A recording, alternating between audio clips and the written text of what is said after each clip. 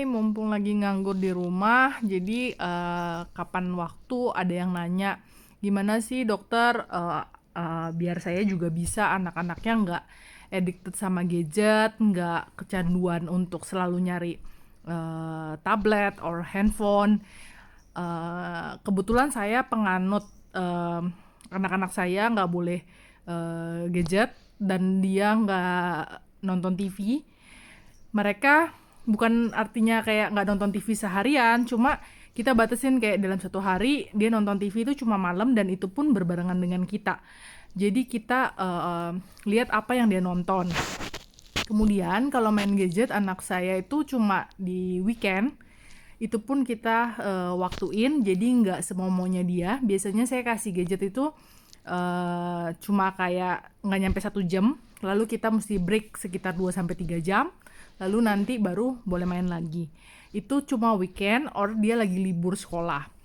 Nah, itu sudah saya berlakukan sejak dia masih kecil. Meskipun orang-orang di sekeliling suka bilang kayak, mana ngerti sih anak-anak umur segitu kok udah distract banget.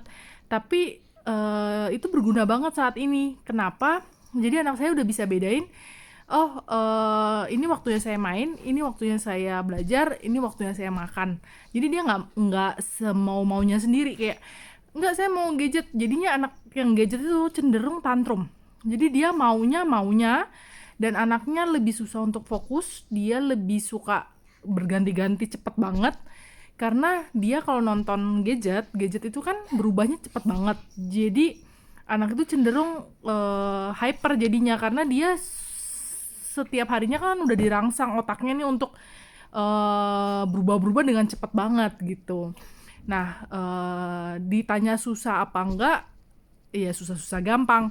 Cuma saya dari awal satu suara, jadi saya suami yang ngasuh, mbak, terus mertua, mama papa saya, itu semuanya mendukung. Jadi kita satu suara. Kalau misalnya kita bilang enggak, ya mereka juga nggak kayak, ya kasihan ya cucunya segala macam.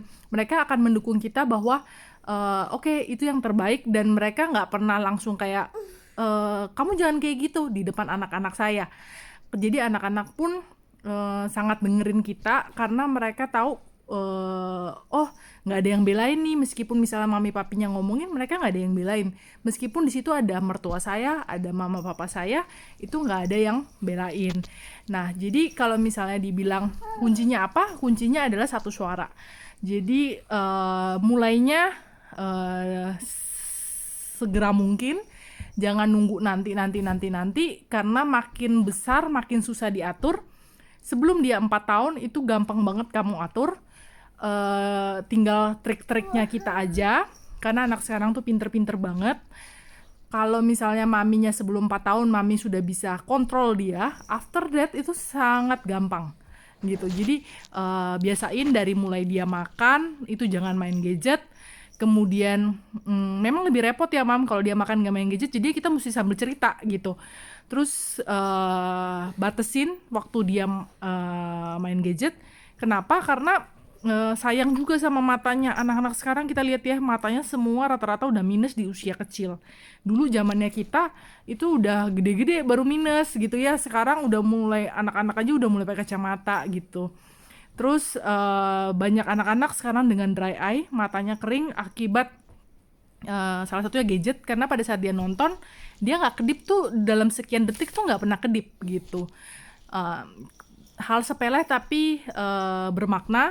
Terus kita mami papinya juga di rumah sebisa mungkin saat kita makan jangan nyontoin juga kita sambil main gadget. Sometimes kita juga di meja makan nggak ngobrol, kita main gadget masing-masing sambil makan. Nah itu sebagai contoh juga buat mereka. Kalau kita mau praktekin buat anak-anak kita, mereka nggak boleh begitu, kita pun harus begitu.